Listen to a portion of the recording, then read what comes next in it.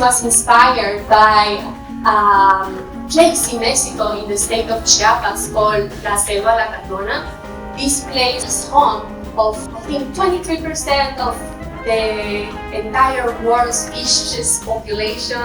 11% of all the butterflies live there. Around 30% of all the mammals in Latin America live there. I was just very passionate about this piece and all the different little things that this place has that create balance. You know, nobody's fighting there, nobody's fighting for the space there, nobody's fighting for time. You know, every little piece and every entity that lives there has a balance and has a space and has a job in their community of trees and in this place, in this ecosystem. So I try to portray that in this piece.